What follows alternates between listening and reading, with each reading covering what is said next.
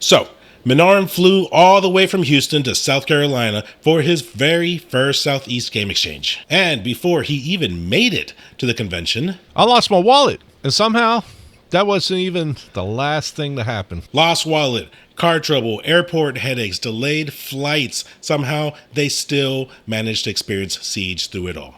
So, was the trip worth it? Well, the first thing that happened to me was, so I drove all the way down from Minnesota, that's where I live, with my kids. It's about a 17-hour drive. I made it 16 hours, and my car broke down in North Carolina. I was an hour away from the Airbnb that we were staying at, and the car broke down. 90 degrees outside, couldn't run the car. The AC didn't work anymore because the belt snapped. Pulleys seized up, and so, yeah. I called my insurance company. They told me they were going to have somebody come help me with my roadside assistance. Waited, called them. They said somebody's coming. It's about 5 hours that we were sitting in the car. Nobody came.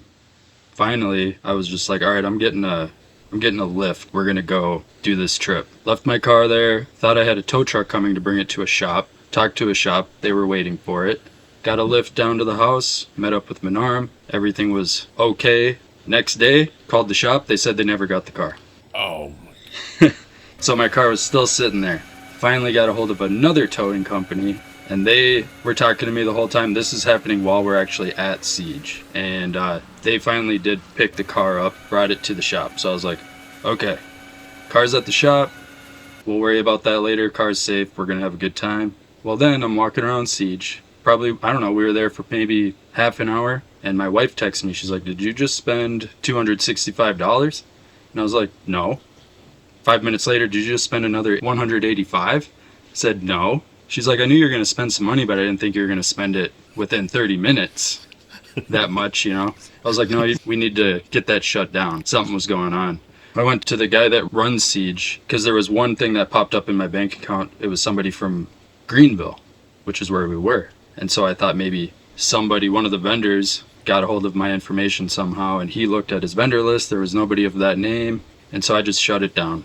Well, it turns out bank account got hacked. It was not my insurance company that I was talking to when we were broke down. It was a scammer. oh my. And they got my information. When I finally did get a hold of my actual insurance company, they said, yeah, the things that these other people were saying, we wouldn't have said that to you. So yeah, car breaks down, bank account gets hacked, and then I got hit with a $1,200 bill from the shop. Ouch. That's how that all went down within the first couple days of the trip. You didn't even get your car until Monday. And, dude, that's just insane. But, yeah, I actually had a good flight going there on Thursday. And, as soon as I landed there, I don't know, about 11 or noon, somewhere around there. Maybe it was early. I don't remember. But my plan was to go hit up a few breweries. So that's what I did. I went and hit up a few breweries while I waited for Crank to make his way down there. And my plan was that when he's almost there, he just swing by and pick me up. And yeah, dude, I was getting the text and I'm just like, oh my God, dude, do I need to call you an Uber? Do I need to get a vehicle, come get you? And it was just, it was hectic. But anyways, so he gets here. We go out to eat. We go hang out with RNG and stuff and some other friends. And we had a great night. No issues. Come home, no big deal. We go to sleep. Next morning, we wake up. Crank's dealing with that BS. And me, I'm just kind of sitting there. I'm like, dude, I'm so sorry, man. That sucks. You need anything, just let me know type deal. Well, we get packed up. We're ready to go to Siege, the Southeast Game Exchange. We get packed up. We get everything loaded up, ready to go. About to call an Uber and everything. And I can't find my wallet. I'm no idea where it went. So, dude, we Cranked and his two kids and I just pretty much ransacked the whole house. It's not there at all. So, dude, evidently either A, I lost it like at a yard house or in the parking lot at yard house. Mm-hmm. The Uber we took, it's one of those three. It was either in yard house, outside in the parking lot, or the Uber. So those are the only three places that you were at. Yep. So, granted, I didn't have much money in there. I think I had like 220 bucks. So it wasn't a big deal. That doesn't bother me. I mean, it bothers me, but it doesn't bother me. Shoot. Losing my Doesn't bother wallet is what bothers me, dude. Yeah, that's true. I mean, having to call all the freaking credit cards I had to replace them, losing my ID. Now, I still have my passport, but yeah, dude, losing my ID, that's something I got to deal with the DMV and the replacements and all that. It was just hell. It was hell. We tried not to let it bother us, but I mean, it's in the back of your mind, and there's only so much you can do. And no, we never did find my wallet. We're pretty sure we know where it is, but yeah, it's gone. So yeah, fun times, man. I even looked for it again after you left, just in case it wasn't there. No luck. No. I gotta ask. What do you think it is? We got a hold of the Uber driver. I did a bunch of requests, to contact them. Didn't hear anything for like 2 hours or something. If I'm sitting there digging through the phone, I finally found how I can contact them. Well, I contacted him once, and doesn't speak a lick of English. Had to get his daughter to translate, and they said that they didn't have any wallet. They didn't see any wallet, but they'll look and they'll let me know. The whole day went by. Didn't hear anything. Didn't get a text, didn't get a phone call, nothing. So I called them back, and I was like, did y'all check your card? Is my wallet there type deal? And the way they responded was super shady.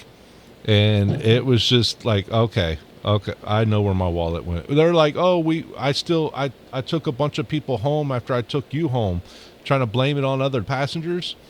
But the way he responded, like when I, well, thank you for looking, and it was like immediately like, you're welcome, and like they hung up instantly, and it was like, okay, dude, that's kind of shady. And they didn't contact me all day. Yeah, I had it on speakerphone when we finally got a hold of him again. And right after that, I was like, sorry, but pretty sure. Yeah. It was just like I was like, I've learned a lot of things in my life, and I've learned that gut feeling, but don't know. We'll get to Siege here momentarily, but Siege happens. You guys attend a couple of days. The nightmare's not over. What else happened? Well, the only other thing that really happened to me, the flight home. I had checked baggage. It's a $50 fee. The only way to pay for checked baggage at an airport is with the card. Yeah. I didn't have a card. Dude, luckily I had enough cash to cut. They luckily had like one of those stupid cash for card things where you pay the machine money and it'll dispense you like a debit card. Oh, wow. So luckily I had enough money. I was able to do that. But the plane ride home, first of all, it's a $6 fee for that thing. Are you kidding me? So it cost me $56. Well, technically $60 because all I had was 20s on me. But yeah, $56 for this card. I finally get on the plane. Dude, I'm stuck. The plane left like probably 10, 15 minutes late. No big deal. That's not a big deal. We land. We sit in that plane for 30 plus minutes while taxiing to like the gate. We get out. And I'm like, oh my gosh, I got like 45 minutes to hit my connecting flight. I'm going to miss it. It's a different terminal. I get all the way down there. I found out it's a gate like C29. I finally get there. That C29 is a flight to Las Vegas. So I'm like, what the hell, man? Are you kidding me? So I go to the little display, the departures, and it changed to C39. So I'm like, oh my God, it's on the opposite end. I get all the way over there. Plane's been delayed by 30 minutes. So I'm like, well, that's good, but that also sucks because it's like this flight's only like a 40-minute flight. And my brother's supposed to be picking me up around like 12:15-ish. Yeah. Afternoon or in the morning? In the morning. Oh. Yeah, early Monday morning. So, wow. Yeah, anyways, we finally board, get on the plane. We're sitting there for probably another 20, 30 minutes. They finally start to taxi us to the runway. We get up in the air. No big deal. I'm like, finally. They're going to make up maybe 10 minutes of time in the air. That's fine. I'm cool with that. We land. Same thing, dude. We're stuck in a plane for 25, 30 minutes after we already taxied to the gate. And get this. they turned the plane off. No air was coming in, and we're just sitting there waiting. Doors are open, but no Baking. one's leaving. Oh, dude, it was so bad. Yeah, I didn't meet up with my brother until, I want to say, I was supposed to meet up with them about 12:15-ish. I didn't get in his car until 1:30 in the morning. So it was a hell of a ride getting home. Oh, and that's not all. Baggage claim. Yeah, so the baggage, I go to the belt, the little conveyor belt, and I see where my bag's supposed to be. So I'm sitting there waiting like everyone else, and all these bags are coming out. After like 5-10 minutes, the belt just stops. It just stops. I'm like, okay, well, what's that all about? Then like the one next to us goes off and starts, working, and bags are coming in, but no one says anything. No one lets anyone know. But they switched the belts over to this other one, like where the baggage comes, and then they start up the original one again. So we had bags coming from both belts, and no one told us anything about the other belt. Well, my bag ended up being on the other belt. But after like 15-20 minutes of waiting, so yeah, dude, it was a hell of a trip getting back home. But I hit up Taco Bell the moment we got out. I was starving, dude. Home sweet home. Yeah. How was your experience getting home, Cranked? Well, that was stressful. Reality kind of started hitting in that I needed to get my car back. It was still I'm in South Carolina. I stayed at the Airbnb one more night with my kids, and my car in the back of my mind is still all the way over in North Carolina. And the shop hadn't called me to let me know that it was done or if they'd even started on it. I called them right away in the morning. They were like, oh yeah, once we get a spot open, we'll get the car in. And I was like, yeah, I couldn't stay at the house anymore. I had to be out of there by 10 o'clock in the morning. So I just got a Uber, got the bags packed up, got my kids ready to go. And I guess we're just going to go to the shop. And so we get to the shop, and this shop, I kid you not, was up on a hill. The driveway to this shop was like this. God. And on a busy street and everything. I'm like, what the heck is going on here? And the Uber driver's like, this is it. And I was like, I guess, and he drives, but the driveway is gravel too, like loose gravel. And he's like just skirting up this. And then he just stops and he's like, that's the best I can do. My kids. Wow. Got all my bags in the back of the trunk and everything. I'm like, come on, kids. Luckily, my car was done. Oh, good. Went up, hiked up to the shop, and paid the $1,200 to get my car. And yeah, I mean, it felt good. Everything worked, and I was just like, okay, now we have a 17-hour drive home. And so I made it to Kentucky. I got a hotel, made sure that I got a hotel with a pool, let the kids go swimming. I watched Menarm stream. He was streaming, just kind of chilled out, and relaxed for a little while. And then I was going to leave early yesterday morning and just decided to let the kids sleep and waited till checkout. And then we drove home. Took about 13 hours to get home last night. We got here about midnight last night. It sucks, and I'm sorry to hear about that, man.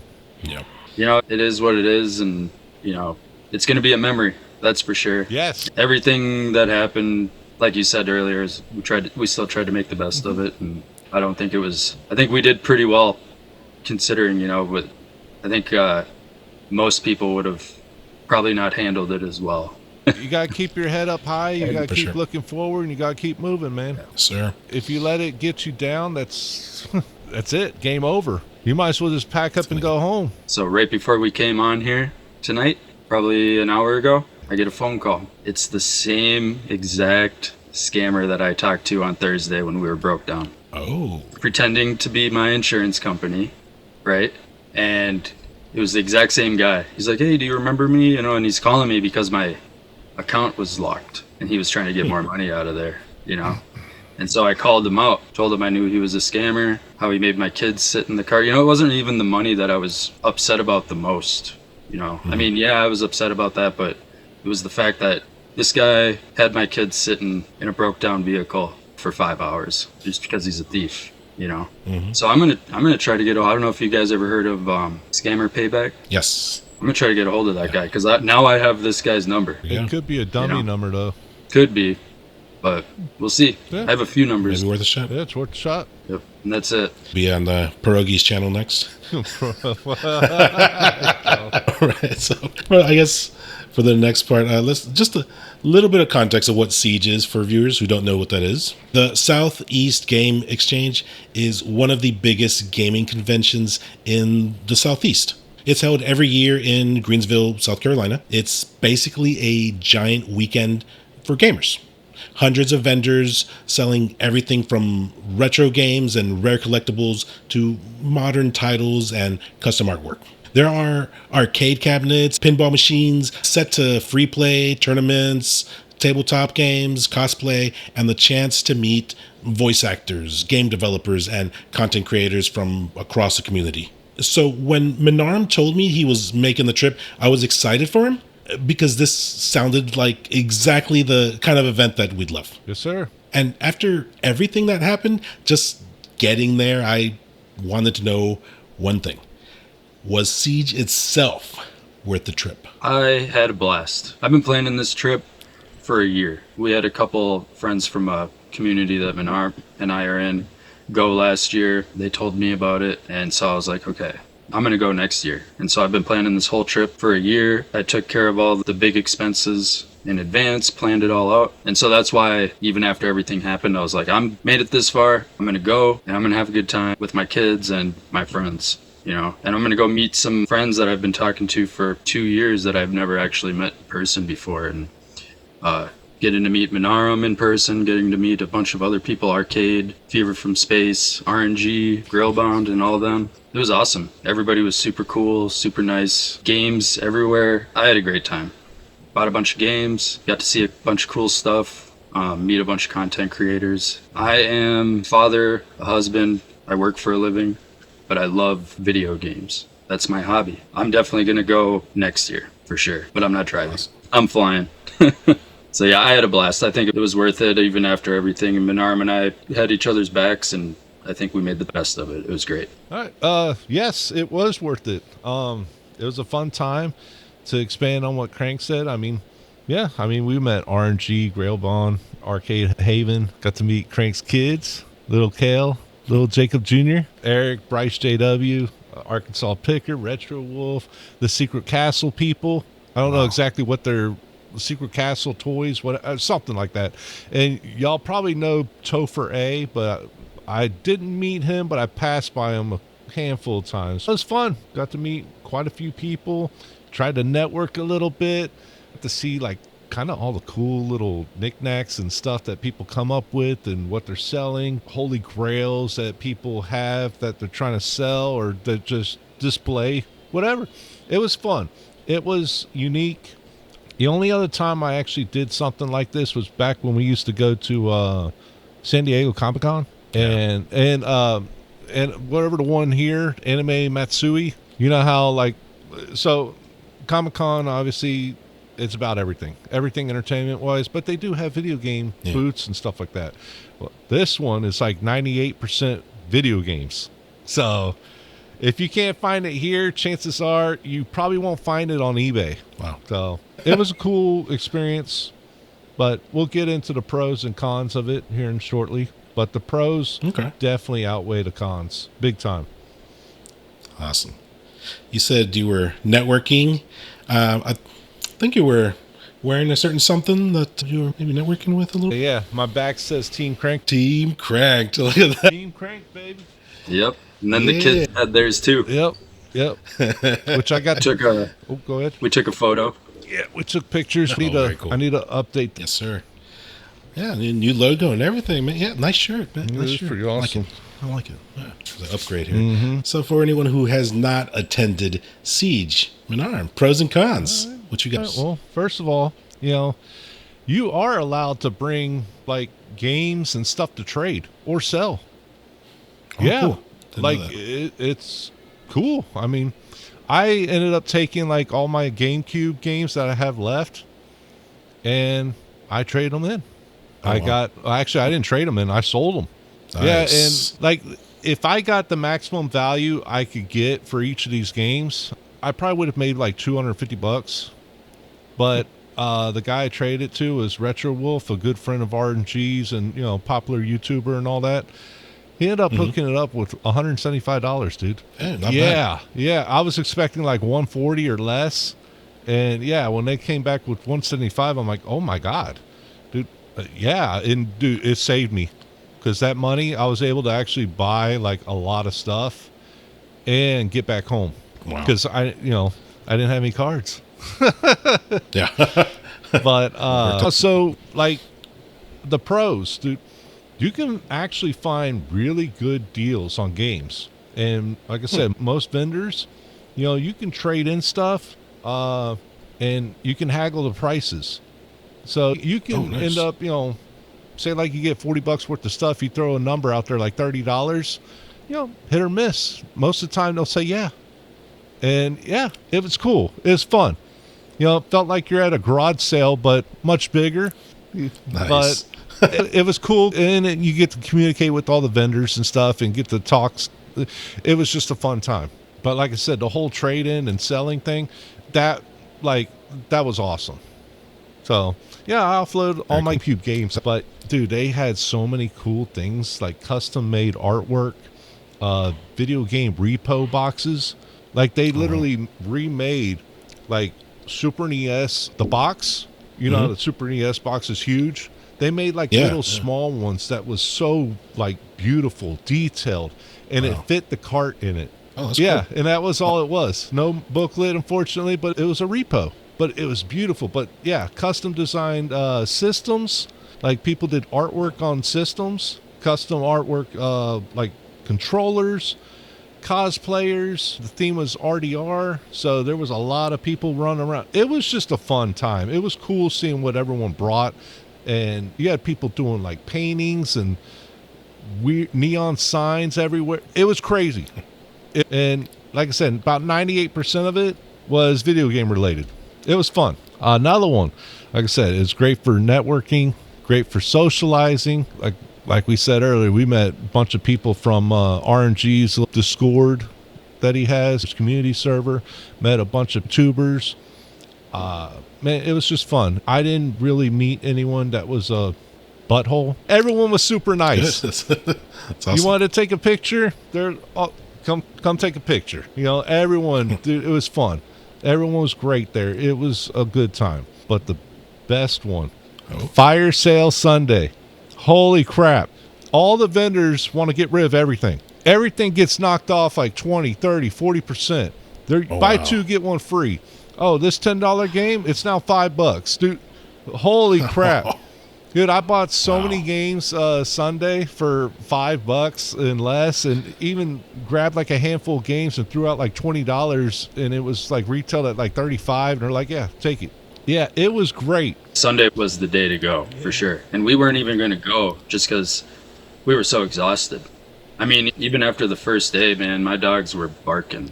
I slept so good every night because we were just walking around so much and just exhausted. Sunday comes around, Saturday night, we were like, yeah, we're just going to chill tomorrow. And then we get up in the morning, have a cup of coffee, and we're like, we should go. And I'm glad we went because there's a lot of deals to be had. And I've never really haggled before, so I was kind of coming in. Like, people always said, like, oh, yeah, you got to haggle and blah, blah, blah. And I was like, I didn't feel real comfortable doing that. Well, then Sunday, I was like, screw it. And every place I went to, I was like, hey, one game was like $25. I was like, you do it for $15? They're like, yeah. One game was $10. Like, he's like, you want to do this for $5? And the one guy was like, yeah. Dude, they just want to get rid of it. Yeah, so I got a bunch of stuff on Sunday with, because I was like, the cash that I have in my wallet is all I'm going to spend, and I got way more than I thought I would have with that cash in my wallet. So yeah, it was the best day. There wasn't too many people there. Oh, yeah. Saturday was the craziest day. Oh. There was so many people there. Friday wasn't too bad. Saturday was crazy, and then Sunday was like calm down, and everything was on sale. That was awesome. Yeah. So I left there happy, and I'm glad that we decided to go and not stay at the house. To expand on what he said, we were having coffee, and honestly, I was feeling bad because I barely taken any pictures. I'd barely taken any videos, and it's like, dude, I'm doing this for the channel, and I'm like letting my mood get the best of me. Holy crap. Oh, Yeah, he wow. went fishing, dude.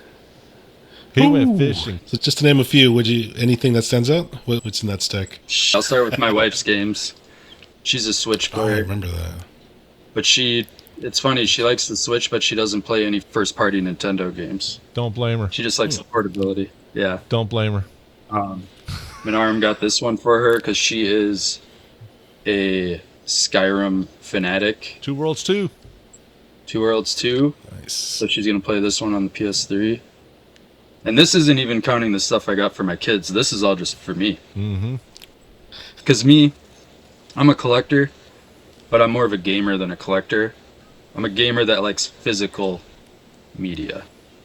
So Sure. I buy stuff that I'm going to play.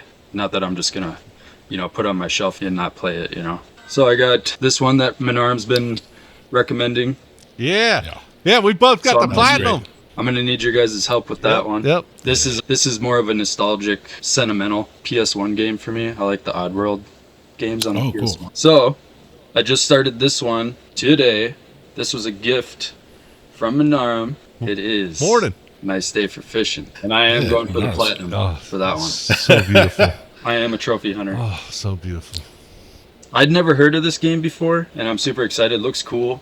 We'll see how it goes, but looks like a dark fantasy RPG dungeon crawler type thing. Yeah. So I platinumed that game, but I couldn't tell you anything about it. Dude, it's been so long. I got all sorts of stuff. So I'm happy. Came home with some good stuff to play. More than I can probably play in my lifetime. So but we'll see. I knock it out in a year. Yeah. That's not counting all my other games that I have. So it's a good problem to have. Yes. Out of the 10 games I got. Oh, Diablo yeah. 2. No. This is a strategy Nice. guide. Oh, whoa. Yeah. Strategy guide. Oh, wow. I am a Don't make those sucker. anymore. I'm a sucker for strategy guides because it's a piece of gaming history that is done. Pretty much. Yep. So if I see a cool one, I'm gonna pick it up. I was going to say, So- Awesome. I want to say ours, because we had that book. Ours is still in okay condition, but the corners are all jacked up because we used that book religiously. But yeah, so I like the 10 games I picked up. My two grails, I guess you could say. Tales of Zilla, the limited edition version for PS3. It was like $20, and this is brand new almost. And it's funny because another vendor was trying to sell it for $100. And then RP Golf Legends. Dude. I know nothing about this game. It looked awesome, and it was selling for $25. And I literally checked eBay right before I picked it up. I'm like, how much is this going for? And every eBay listing was like $40+. I'm like, okay, well, I'm picking it up, and it's brand new.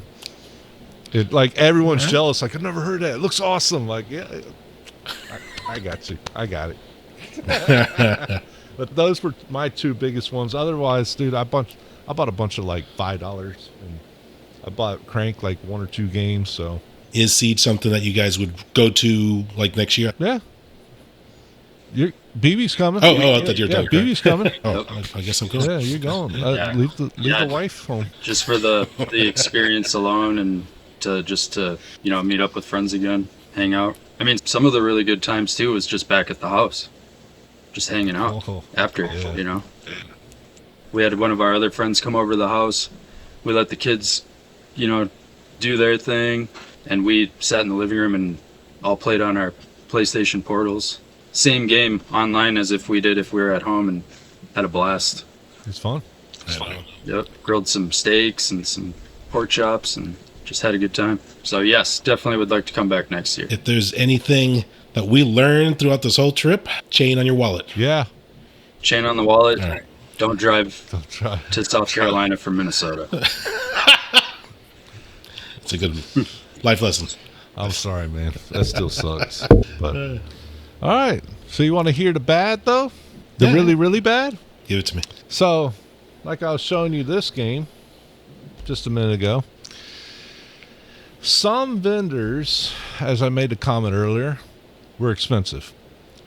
And we're not talking like, oh, just a few bucks expensive. Like, we're talking like ridiculously over price charting, over eBay, over Amazon expensive. And some of these vendors did not want to haggle. It's like either you pay that price or you leave. But we're only talking like maybe like 2% of the vendors there that were like that. But some of them had the best stuff. So, yeah, that was kind of annoying. It is what it is. But it was just crazy seeing some of the same stuff that they were selling wouldn't fit the price right the next vendor over. But they were trying to get that price because this one was brand new or something. I don't know. Anyways, that was just a little pet peeve of mine. It is what it is. But the app, they had an app for Siege. They actually had like a homemade app. If you tried to actually use the app, dude, it was a hot mess. Now, granted, it did come with a booklet. Like, they came with like a program, and I never looked at the program. That probably would have helped me a lot better, but their app was the map was out of whack. Dude, you just click the button and there's red dots everywhere, and it's like, what the hell am I looking at here? About the only thing the app was good for was like the time frame of when people were showing up and where they were going to be at, and that was it. But the interactive map they had, oh, dude, it was trash. It was trash. They need like a real tech guy to actually work on it, because I pulled it out. I used it like 4 or 5 times, and I'm like, no, I'm just not even going to open this up. The only time I opened it up was for time slots of what was going on, which even then, I don't even think they had anything listed for the panels. They had like panels, like Comic-Con and stuff, where they have some Yahoo in there and they talk about whatever game and whatever's coming out. Yeah. I don't know who was in there. I have no idea. I didn't read the book. And the app didn't tell me, but... Yeah, I didn't even use the app. I didn't even know there was panels. Yeah, there was, I think 2. The only person that I think went to the panels was Grillbound. Yep. He was on top of that. Oh, yeah. So, dude, he was hunting. It was funny seeing him while he was running around, because he had like blood in his eyes. He's like, I'm going over here. I'm going to trade this in. I'm going to see if I can get that game. I'm like, you do you, bro. You do you. But next on the list, dude, the body odor of Gamer's Myth. That's true. Holy crap, man. So our buddy Rewind, Eric. Fever from Space. He was the first one at Siege. And no joke, like 20 minutes in, he's like, oh my God, some vendor is selling soap. And dude, we all lost it. Like, are you kidding me? There's someone selling soap? That's funny. But no joke, dude. Every time you got around like maybe 5, 6 people that were like in front of you or like crowding you, you get whiffs. And it was just like, oh God. It's like, dude, why? Well, dude, you smell like poop. Go shower. Something. Dude, it was terrible. It wasn't as bad as you would think it was, but because you would get whiffs of it like every, 15 minutes, 20 minutes? Yep. Yeah. We get back to the house. I told my kids, wash your hands. Yeah. Oh, that's a good one. I need to add that to the list real quick. But yeah, dude, the whole, gamers smell bad. Dude, it's real. These guys are giving us a bad name. Dude, go freaking shower. Go wash your hands. You smell like poop. And it's bad, dude. Like I said, it was like every 15 minutes you'd get whiffs, and it's just like, oh, God dang. It's like, oh. The basement dwellers. We'll add this to the list because I did not realize it until I even made a comment while we were there. Dude, there's some nasty people at Siege. They got grubby hands, so every time you like pick up a game and just to look at it, you can feel the stickiness. And it's like, ugh. Dude, everywhere. Everyone had sticky hands. It's like, oh. I'm not a germaphobe or anything, but it's like, come on, man. That's nasty. Take some latex gloves. Actually, that's a good idea. We need to put that down for next time. There's no reason to not enjoy games and make sure you're taking care of your hygiene. I mean, first thing we did before we would go there is, all right, got a shower, and then we're ready to go. Yep. Dude, it was crazy though. Yeah, the grubby hands, man. That threw me for a loop. Because it wasn't just like 1 or 2 games here and there. It was probably like 80% of the games I picked up just to look at. You could feel the stickiness from someone's grubby hands. It was disgusting. And that was one of the things I was looking for when I actually did find a game I wanted. If it was sticky, I'm good. I'm good, too. I don't know what kind of freaking T-virus I'm getting just touching that. But the only other thing I would say was bad about this, which kind of sucks, I took one of my Red Dead games to get it signed. But number one, I was kind of bummed the first day, and it is what it is. I was bummed because of the wallet situation, but I didn't realize this because I've been to Comic-Con God knows how many times back in the day, and I know some other cons people charge, which is fine, but like Comic-Con, no one charges, or if they do now, that's kind of new for my standards because they never charged before. You just walk up, get someone to sign something, they're happy to sign it for you for free, whatever, give you a hug, take pictures, you're out. Dude, you know how much they were charging for autographs? $50 per person. It would have cost like $300 to get everyone to sign my Red Dead copy. Dude, $300 just to get like the cast and crew or whatever to sign a copy of a game. Would have been cool, but it's a pretty penny. Dude, I'd rather buy more games. Exactly. Yeah. Exactly. Plus, half these people don't even know who these guys are. I mean, but that threw me for a loop because I actually, I was like, you know what? I'll go at least get this signed. That way I can have something to take home from it. Because at the time, I wasn't really looking forward to buying any games. If there's something I want, I eBay it. But yeah, that and the lines to get something signed, it was through the door. It was like an hour and a half wait. Oh no! But yeah, so I took a look at the book and I'm like, this can't be right. And then it was the only time I looked at the book, by the way, because I wanted to see who the actors were and like what games and stuff that they represent, because it shows pictures of who they are and like what games and voices they do. So that was the only time I actually looked at it. But anyways, yeah, I walked up and I like took a look at their little glass thing that says all the prices and stuff. And yeah, it was like $50, and $70 if you want to take a picture with them. And I'm like, what? I'm like, wow. So yeah, dude, the prices to get a signature was through the roof, and I am not a fan of that. If they want to do $10, maybe $20, okay, I'm okay with that. But like the main guy, Roger Clark, he's the voice actor for I can't think of his name. Arthur Morgan. Okay, yeah, that's right. Arthur Morgan, yeah. Yeah, he's the main guy for Red Dead. The line was through the roof. I mean, it was so far. The guy must have made like $15,000 that weekend alone. If I had to guess, how many people, because it was all day, every day. He only had like an hour break or 2 hour break one day, but that was it. That adds up, dude. Made some money. Yeah. And he was. I didn't even know it was Red Dead themed until we got there. Really? Wow. I was wondering, oh, okay. Because we get to the house and he's like, oh, I got this game for people to sign. And I was like, well, that's an odd choice of a random game for you to bring for people to sign. And then I was like, oh, okay, it's Red Dead themed. Yeah. So I brought my Red Dead Undead. Yeah. Yeah. Because, shows how much I cared about that. Yeah, everyone was going to bring Red Dead Redemption, the regular game. I'm like, I'm going to be different. I'm going to bring the Undead one to get it signed. But yeah, after I saw all the prices, it was just like, oh my God, dude. I can't afford that. Even if and I'm not charging my card for, I could afford it. I'm just not going to. Especially for something like that. So dude, that kind of killed. That was probably the biggest one for me. Between the grubby hands, the BO, and then the voice actors charging freaking $50 just to sign something. Ridiculous. So that was it, though. Damn. It was a great time. I didn't play any video games, but Crank's kids did.